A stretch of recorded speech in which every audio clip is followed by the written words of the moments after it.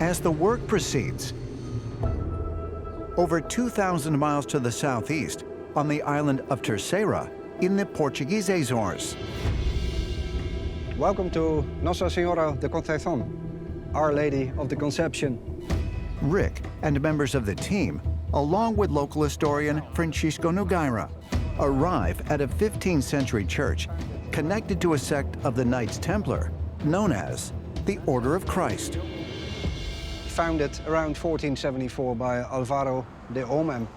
This church is the crossroads of a number of great stories that might tell us what came from the Holy Land through the Azores towards Oak Island. Yeah. And I think it's wonderful, so let's go. Perfect.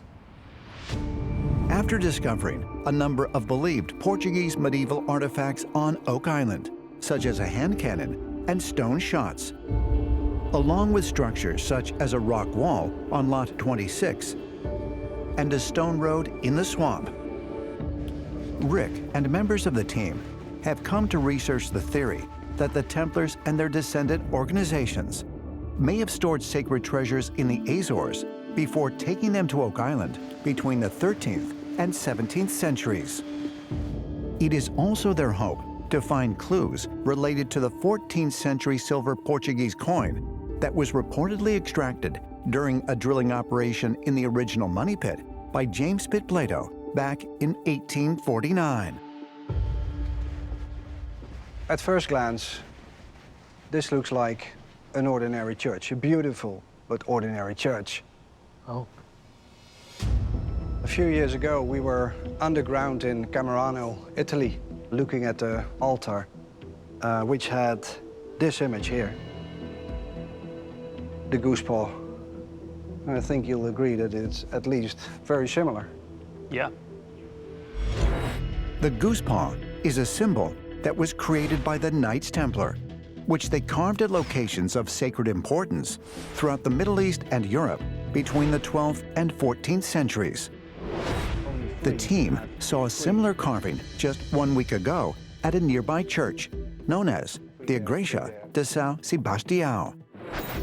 And in recent years, they've also seen goose paws carved at former Templar sites in Italy, as well as in Liverpool, Nova Scotia, less than 50 miles from Oak Island.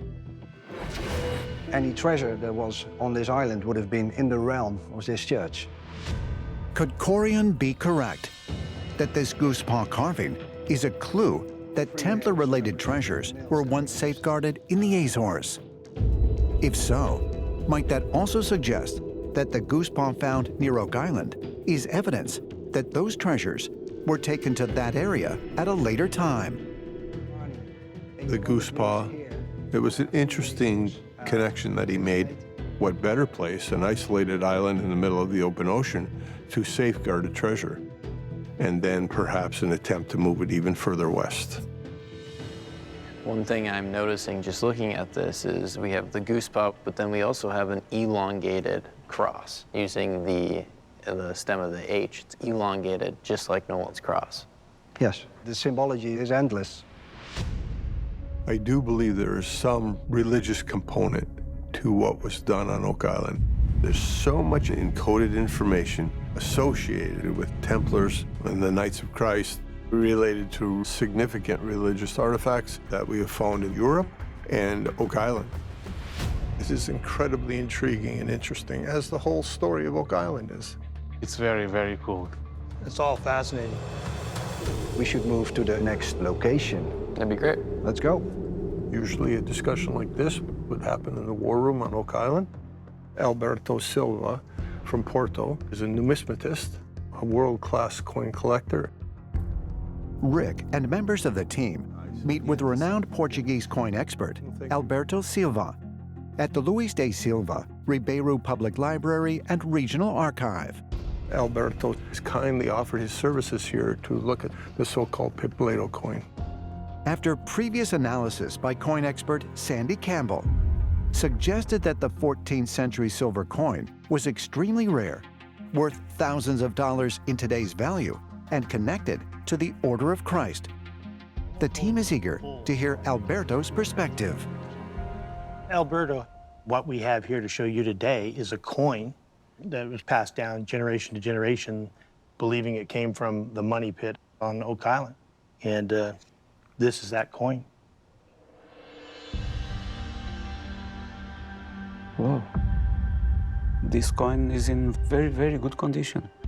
This was minted in Lisbon. We can see a L above the shield. It is minted between 1369 and 1371.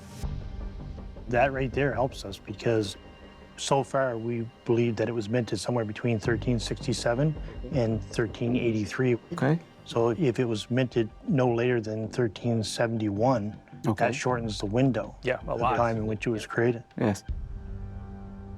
We know several different dies from Ferdinand. Dating back more than 2,000 years, a die is a metal tool used to stamp a specific design into a coin during the minting process. When damaged, coin dies were often replaced with new, slightly different stamps in order to trace the manufacturing of a coin to a specific date and time. Are there many surviving examples of those coins? We have recorded there are no more than 100. Wow. So we think that a large quantity of these coins were minted because this coin was minted by the Portuguese Ferdinand I in a period of war. In the wartime, Ferdinando, he needed to mint more coins. King Ferdinand I, who is reported to be a great supporter of the Order of Christ, ruled Portugal from 1367 until his death in 1383.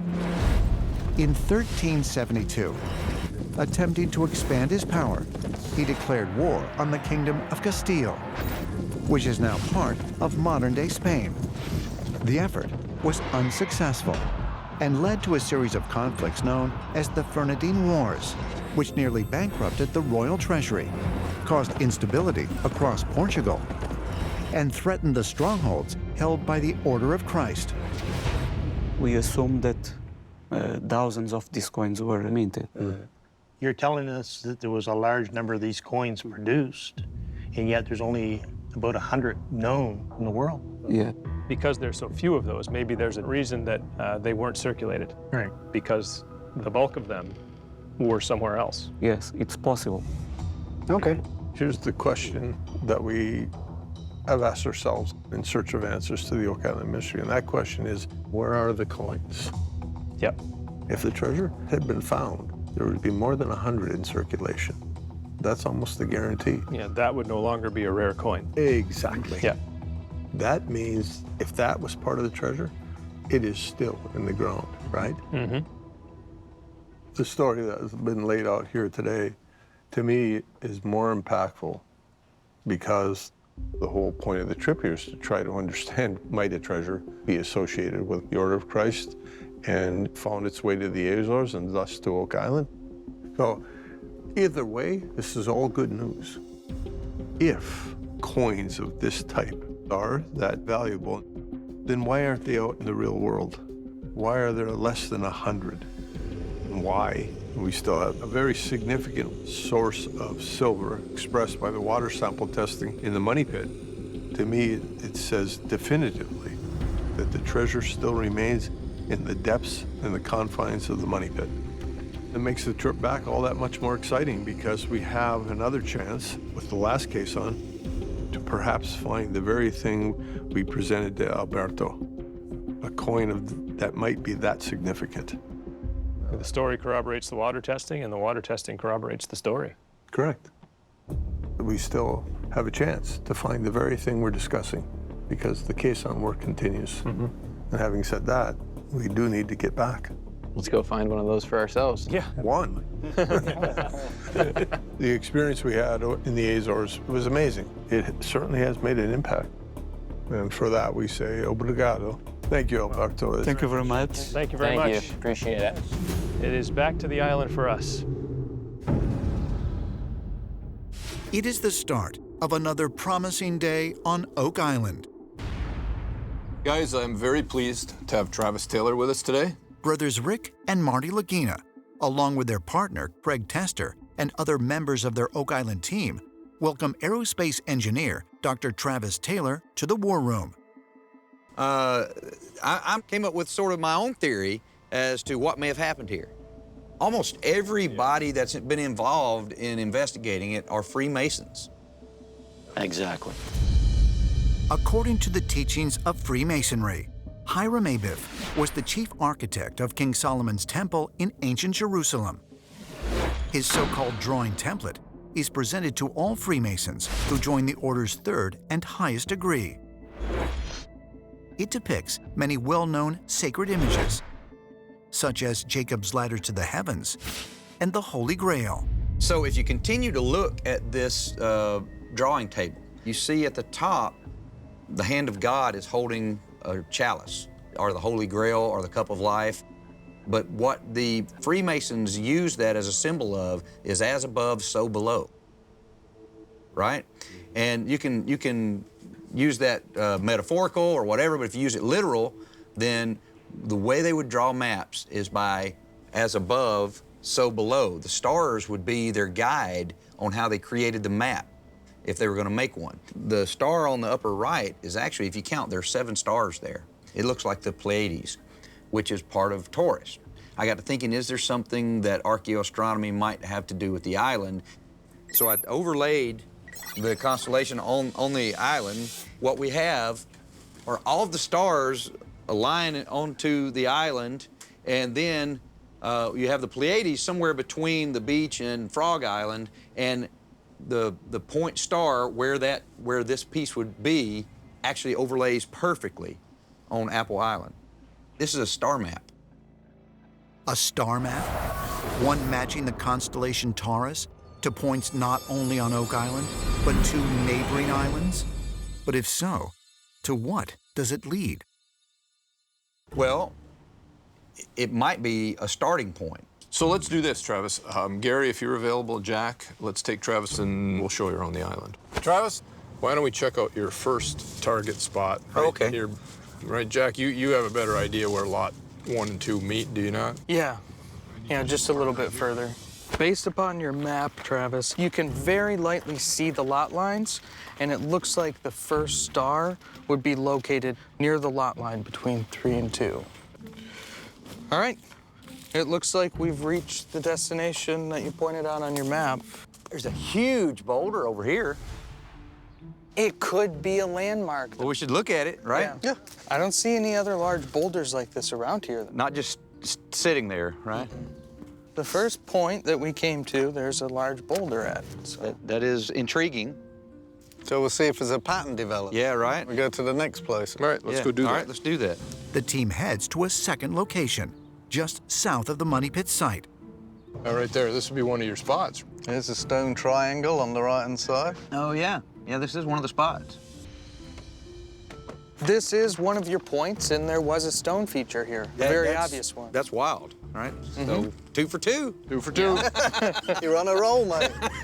When you were building your map, did you specifically use the stone triangle as one of the points? How did you orient it? No, I just tried to make sure that the leg of the bull fit on the island.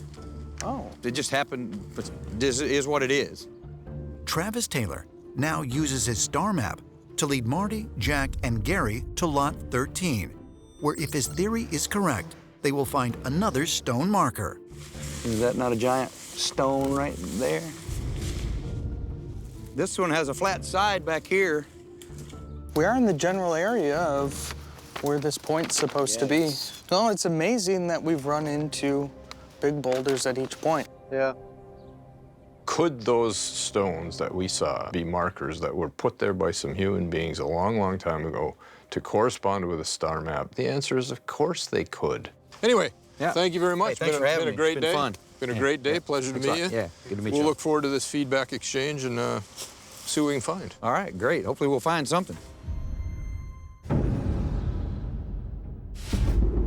I know they wages for rock drills, and I would go back as far as mid-1400s.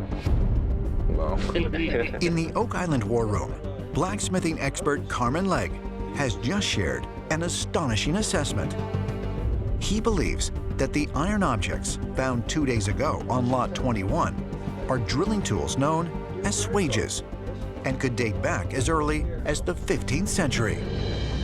So as old as 1400, when would they not be being made anymore? Well, I'm going to say no further than 1750. Really? Wow. And from a blacksmith's point of view, are these crude or well-made tools? Crude, very crude. Which means it's older. That's right. That's why I go back as far as 1400. Medieval, baby. No cornering, these are all square. Yeah, we're going back, baby. Just looking around the table here, I would say the swages are the oldest items here on the table. And you will probably not find these items in any other islands on here. More curious than that in the sense that the tunneling that I think Carmen's talking about would not have been the kind of tunneling done over by the money pit. They were just digging through glacial clay there. They wouldn't need this. So that makes me wonder about this side of the island, because on this side... They were using the submarines where there was really hard rock. Yeah, that's on this side of the island, and we've not looked for tunnels that much over here. Right.